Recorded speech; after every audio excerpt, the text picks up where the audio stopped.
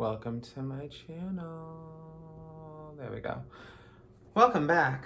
Hi, it's me, Arisce. I wasn't gone for too long, I don't think. Yeah, I just did that Christmas special episode thingy. This is Baba. She's my baby. And as you know, I'm gonna do some sort of a rant. God, I guess we should just get started, huh? I know, I don't ever know how to do these things. My friend Nikki got me this lip gloss. I'm wearing it right now. It's really good. Some good shit. It's by Tower 28. I like it. But yes, I will not have dry lips for this one. No one commented that, but I've noticed in the past. I'm like, oh, okay. This could be better. Anyway, okay, so where do I want to start? Oh, so Christmas just passed. Christmas came and went. I was hungover all Christmas Day because I was at, I almost said Christmas. I've been saying Christmas for a couple days now because of that TikTok where she's like, Merry Christmas, Merry Chrysler, Happy Crisis. It's really fucking funny if you don't know it. I'm not gonna insert it here because I don't even know how to do that. I don't know what you guys want me to do, but I'm not gonna develop new skills. Okay, I'm good at ranting. I can talk by myself in a room for upwards of 30 minutes, and I think that's a skill. And so, Christmas came and went. I was hungover the entire day. I had a terrible headache, and I was trying to sleep, but my headache was so bad I couldn't sleep. It was so bad. And then I took like a 30-minute nap, and when I could finally get to sleep, and it was around 8 o'clock at night from like a throbbing headache all day. And I was fine after that 30-minute nap. There was no headache, no sign of a headache. I was like, okay, shit. I wish I could have just gotten to sleep earlier, but I couldn't because, you can't control that. I couldn't control how bad my headache was. God, but Christmas was cute. It was fun. I hope you all had a Merry Christmas or whatever you celebrate or whatever. And I'm not dismissing it. There's so many things, I can't keep up with all of it. But I'm like, where do I want to start first? I have a couple topics. I have a little handy dandy notebook. Let's talk about how I've never helped a kid up when they fall over. Let's start this up on a high note. That makes me look like a nice person.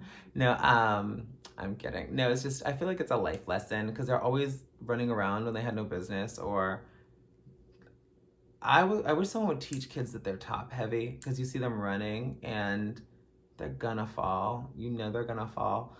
And they do. They always fall. And yeah, no one says anything when they see them running around like idiots. And then everyone's like, oh no, they fell. I'm like, the laws of physics say that was absolutely going to happen. Yeah.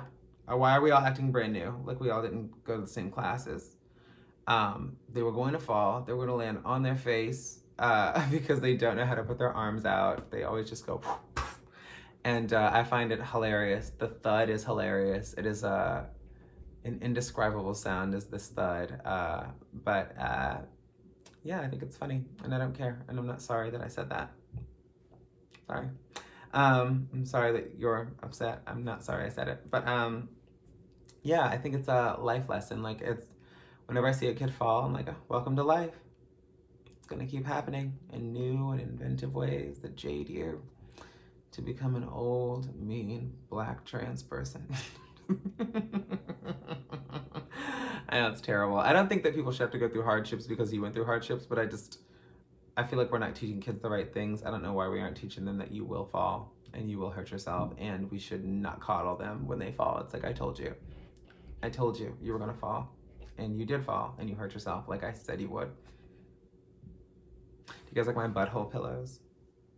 That's what I think Jake calls them that, my friend Jake. I never looked at them like that, and now I can't unsee it. I'm like, oh, they're butthole pillows. That is disgusting. This one is jaundiced. This one's gangrene. So they're infected buttholes. But they are pillows nonetheless. And this is the shit we talk about here. Because it makes me laugh. It's pretty funny. But okay, next subject. What do we want to do next? What do we do next? Because I really don't want to talk about my butthole pillows. Because that was not on the list. That just came up randomly because I can see myself and I'm like, I see it. They do look like buttholes. Okay, noted. Gross. God. You know what? I am passionate about this. I'm sick of, I'll call them normies. Just people shitting on people starting out being actors, starting out being models, starting out in a creative field, and not being Nicole Kidman or Naomi Campbell right away. That does not happen right away. That might not happen for 20 or 30 years, but we are not given the same support that people are given when they're at an entry level position at their desk job. That I would hate. I would hate said desk job. I would hate working in an environment where I'm being super controlled every day and is no paid time off. I'm sorry. I think that sounds shitty, but people have to do that. I'm not knocking it. I'm not yucking someone's yum. I think it's because some people love that. It's just not something I love. And so I think we need to respect each other's differences because I respect your right to work there, live where you live, and have the life that you have. And a lot of us are being really brave and going the path less traveled. And fun fact about the path less traveled is that it's never crowded. I'm one of the top black trans models in the world. Actually, black trans model. I think I might be the top black trans model in the world. I don't want to say don't quote me because I think that's just a fact. Anyway, because I name another one. And they have to be a model. It can't be an actor that models sometimes. It's not the same thing. I make a living just modeling, so well, and hosting as well. But I'm not known as a host. I'm known as a model. So until I get to change my moniker, we have to go by those statistics. And so, what I mean is, when I was starting out, people were really nasty, and they're nasty to my friends, like my friends who are just starting their acting careers or have been acting for 5 or 6 years and they haven't gotten their big break, and their big break is defined as a big movie, a big show, like the thing you know them from.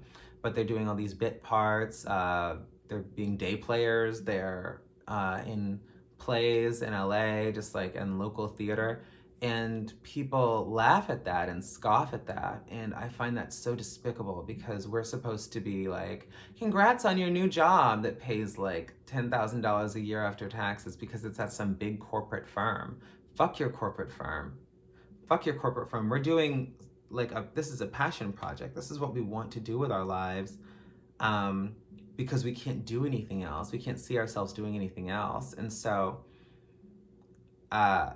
it just makes me sick when people scoff at people and see them as lower than them. And I think I was guilty of that when I was younger, where I was like, oh, they're not here. And but I feel like it's a very low frequency thought process. Like, okay, you're not a very smart person because you think we all graduate from like actor and model school and you just become Brad Pitt and Cindy Crawford. No way in fucking hell. That's not how it works out. That is not how it works for anybody. It didn't work out like that for them. Brad Pitt was in Thelma and Louise. Do you remember that? He was in Thelma and Louise and he was just a side character. He wasn't the Brad Pitt at that time. And so you have to develop these skills, develop relationships in this industry. You have to develop a name for yourself. And it's the same thing in business. It's the same thing in regular jobs. It's just because it's in the creative field, people don't respect it or they don't hold it to the same regard. And I find that so gross and despicable. Like, you think you're better than me? You're not. You're not. And so you think you're better than someone else that just has to start out. Everyone starts somewhere. No one starts at the top. Jane Fonda has a really great quote, and they asked her, what is some advice about getting to where you are today? She goes, well, think of where you want to be and then don't start there. It's that simple, right? Like, why would you start at like this A-list movie when you haven't had this A-list training? You need the media training, not to fuck yourself over just talking to the press. You need the acting skills and the training to work with people like Kathy Bates. Like, I would be so intimidated working with like Angela Bassett or Kathy Bates. These are experienced ass women. And so it would freak me out. I'd be like, oh my God, I have to act with her? Fuck, I'm not ready for this. Because I'm not. I am not. And I'm here telling you I'm not. I need a little more experience first. And so if you think people just start out there, some people get a lucky break and they get to start out there, but that is a drop in the bucket. That is not normal. That is not normal. And that may have been the wrong thing to say for that, but it's just not, it's not the path that is typical of a regular actor. And so when that happens, I'm sure those people are nervous out of their fucking minds. Jesus, sorry. I have not eaten today, and it is like 5:30 or something. I was going to, but I've been cleaning my house like a crazy person. So I hope it looks clean back there. Anyway. And like, can you imagine, like, I've said this myself. I remember I was walking the Marco Marco show, and I wanted to know who was closing the show because I've closed so many shows. And they said Dominique Jackson was closing the show. I said, I'm a good.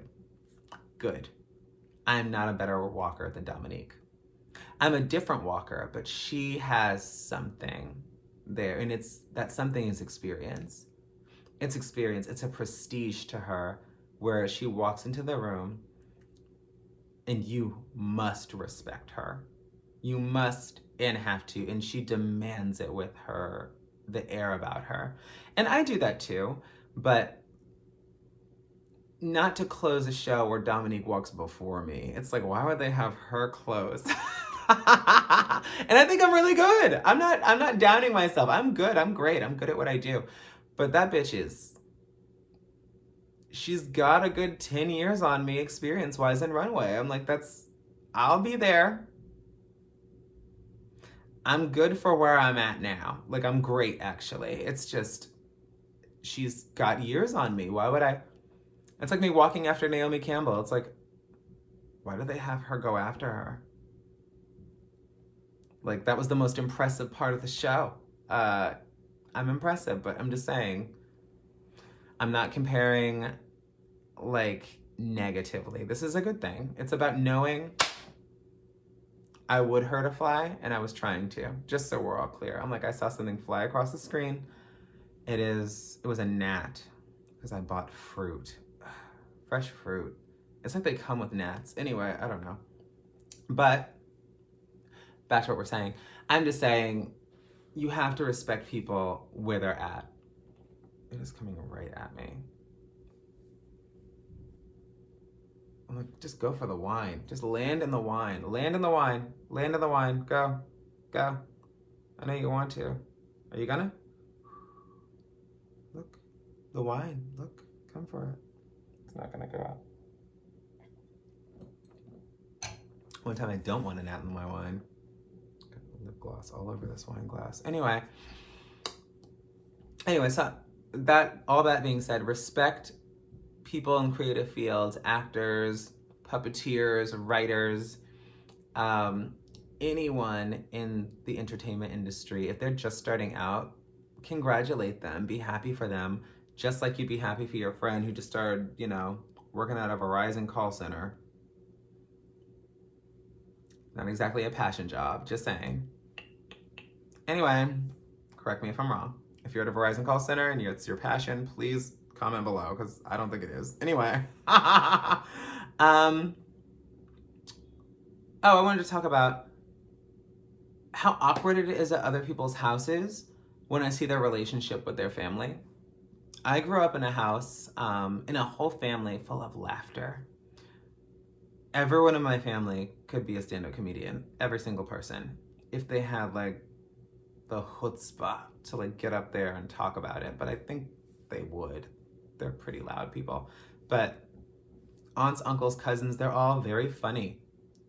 They all have jokes. And so, I don't know if it's a black thing. Please let me know if it is.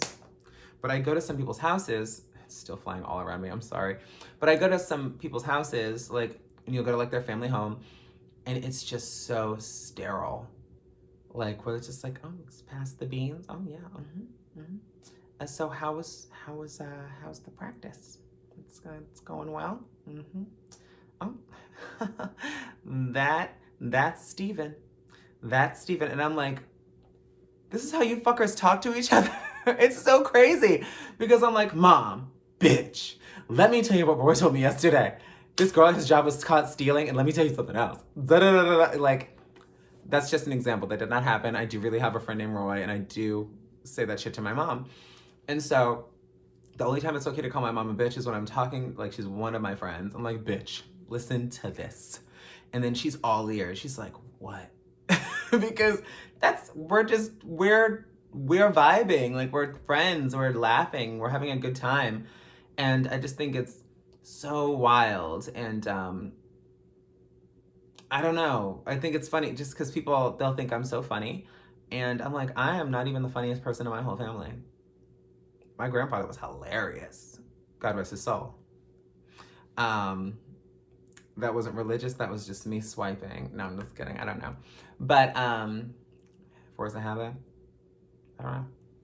But, I'm not making sense right now. I haven't eaten, so please forgive me for any faux pas I do. I don't care. My whole family is really funny. They're funny people. And we have a good time. There's always, I call it a house of laughter. There's always laughter in my house. Like, someone is laughing at something. Nothing is that serious. Like, you're gonna get through it. Like, we have our hardships. We definitely have, like, hard times. We've been through hard times, okay? Like, there were periods where we're just like, ooh. Just like every family does, but you just get through it and you laugh some more. You don't laugh, you'll cry. And it's like, wow, laughing makes way better lines on your face. Trust me. I have a laughing face. And so, yeah, I don't know. I think it's really interesting. I thought that everyone grew up, when you're growing up, you think everyone kind of grows up the same with the same experiences. And the fact is they do not. Like, some people grow up with no laughter. I grew up with almost no music. Fun fact, my mom played jazz, and that was it. Up until I was like 14 and we could start like playing what we wanted, and we play like Chumbawamba and Britney Spears. I'm aging the fuck out of myself and I don't care, but I was like, oh my God, music, this is fun. And I got to discover music on my own, basically, because all I knew was jazz, smooth jazz, Kenny G. My mom loves that shit. She loves that shit. And she would play this game where she made us name the instrument. And I think she had 4 kids and 2 jobs. She was probably just really tired of hearing people talk at her, so she didn't want to hear the words to songs, is what I'm convinced with. I should ask her, but I'll have to do it on like a live or FaceTime or something where I can record it and post it here so you can all get the answers live, so I'm not just regurgitating all the things she's saying. So I'm so tired right now because I'm drinking red wine on an empty stomach, so it's trying to put me to sleep, and I'm not gonna let it. So we're gonna keep it moving. So, when did these fall? It was because I had it judged. House of laughter. Let me know if you had a house of laughter or a house of sterility. I think sterility is a word. Sterilization. Whatever. Before the pandemic, I was really smart. Afterwards, I wasn't as social as I used to be. I read a lot, but it just wasn't enough. Gotta sharpen that knife with jokes. Anyways, okay, next subject. Let's go on. I already did that.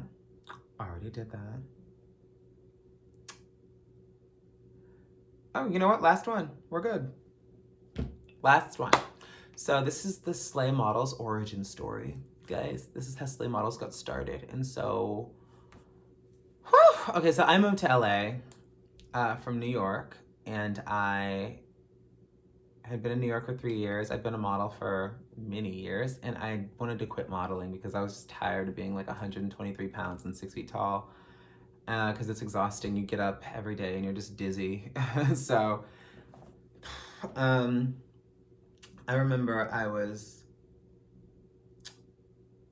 sleeping on a couch in Burbank at my friend Stacy's and with my friend Jen. And so we would sleep head to head on this L-shaped couch. And I was writing for like 5 different magazines at the time, freelance, and I had nothing. No money, technically, like enough to like eat, but like I had nothing going for me. And Cecilio Asuncion, who's my now agent and dear friend, this is 7 years ago, almost 8 years ago. I had moved to LA to date surfers and work at Starbucks. That's all I wanted to do. I wanted to be a normal person. Like in reality, I wanted to be a happy person because I wasn't happy being a model anymore. It was fun. Like I love doing photo shoots. I love doing Fashion Week. I hated how I was treated and I hated how low I was paid because I was trans. Like I know for a fact by several accounts there would be girls making $6,000 for a job and I would be getting 500 for the exact same job with the same agency because I was just lucky to be there. Could not pay the bills with that, and so I had to leave. I moved to LA with $136 and like 7 cents or 17 cents, I can't remember, but I have it printed out somewhere because it's a weird story, and 2 suitcases and a carry-on, so technically 3, but my carry-on was a duffel though, so technically. Anyways, there were clothes in there, so it counts. So I just moved here with a dream and a wish, and I moved into my friend Talia's house, and then we got into a giant fight like 2 weeks in, a giant fight because we were just very different. We were in different places in our lives at the time. We're friends now. She's one of my dearest friends. I love her so much. She's one of my dearest friends. Hi, Talia. But in that space apart was really good for us because we were super fucking codependent, and so that was probably part of the wedge as well. But she's got her own company now. I'm a supermodel, so everything's great. Everything worked out how it was supposed to. And so I moved to Burbank, where my friend Jen was, and I remember I was writing for a magazine called Original Plumbing, pun intended, because it was an all trans magazine, but it was trans men focused, but I was like their Carrie Bradshaw, where I write about my trans dating stories, and it's since folded. So all of my articles are lost because they were in an old computer. And probably never gonna see them again, but they were really good, I promise. And what's his face? I was writing for them, and one of my constant readers was a friend of a photographer I worked with in New York, and his name was Cecilio Asuncion, and he lived in San Francisco. And he hit me up on Facebook and said, hey, I love your articles. I would love for you to do the first bit of press for my movie, What's the Tea? And it's a show. I think it's currently on Amazon or Hulu. And it's about trans women in San Francisco. And he said, I did a documentary about trans women. I want you to be the one that interviews me so that you ask all the right questions and things like that. And I'm a big fan of your writing. And I said, okay, great, cool. And so we meet at Tarte on 3rd and Fairfax. And it's here in LA. It's a brunch place. And we were at brunch for 3 hours. And at the end of brunch, he was just like, why aren't you modeling? I wanted to say this. You're so gorgeous, and I've seen your pictures, and you're incredible. And I said, that life is behind me. I'm a writer now, and I've been applying to Starbucks all over the city, trying to get one, and I didn't get any, by the way. Yeah, I was like, that's what I'm doing. Modeling is depressing, and it makes me really sad. And he said, well, my friend has an all-trans agency in Thailand. Would you sign with them? If I could get you signed with them. I said, yeah, sure, why not? And I thought, this is LA, he's blowing smoke up my ass. You know what I mean? Like, I'm like, he's a fucking liar. There's no way he's telling the truth about this. Like, I just met this guy. No. And so it's like 3 days later, he's like, hey, so here's the contract. You're going to be signed to it. And I was like, what? And so I signed my contract after reading it over, obviously. And I'm on the website in just a few days. And then he flies me and a few girls out to San Francisco because he's talking about a show he's working on. And so we shoot the reel for that show. And after we shoot that reel, he calls me in a panic, like 2 or 3 weeks later. And this is just 2 or 3 months of living in LA. And so he calls me in a panic, and he's like, hey, so I'm on my way to Sacramento. I'm going to the Better Business Bureau. I'm opening my own agency here because the show that we were trying to do, they're trying to cut me out of the deal. And I've been producing the whole thing. And Cecilia, I'm spilling all the tea right now, but I'm not saying names of where we were. But so libelous. Anyway, but and so he said, if I leave and start my own agency, will you come with me? You'd be my first model. I'm asking you first. I said, yes, of course I will. Let's do this. And so Slay Models was born that day. And we were filming the real show for Oxygen after many pitch meetings of the real 6 months later. And then another, I don't know, 7 months, the show was out on TV. And so that was the story of like my first year in LA, basically. And that was the story of Slay Models. It was built around me. Ding. No, but it was done off someone just starting out, you know? Someone just starting out. It goes with what I said before. Like, stop scoffing at people just starting something, because it could be something really big. Because over 10 of our girls have been featured in Vogues all across the world, myself included. But that is the fashion pinnacle. And so, and we've been recognized by some big fashion powerhouses that I can't name right now because we're still working on some deals with them. But yeah, it's been, and now we have a Slay Model Search that's on Here TV right now. You can go watch it. I host both of them. The first one I hosted with my fellow Slay model, Lena Bradford. We're both in the celebrity division because New Faces is not where I belong. And I love my Slay sisters and brothers. They're all wonderful models, and they're models first, trans second. But Slay Models is where people go when they want trans professional models. And I think it's really, really something to have started from absolutely nothing, $136 in 3 suitcases and an interview with the right person. And now, 7 years later, this is my life, and it will never be lost on me, and I'll always be grateful for that. I'm so grateful that I was in the right place at the right time and met the right person, because yeah, it's just not worked out so far. It's been a rough ride, you know? So I'll give you the rest of my origin story some other time, but we're at quite a ways in. Thank y'all for stopping by and listening to me rant. I think that was the rest of that story, I think. But let me know if you have any questions. If you have questions, you want me to answer them, put them in the comments. I will absolutely answer them, I promise. And if I don't, just keep egging me and be like, bitch, you didn't answer my fucking question. And I promise to answer it.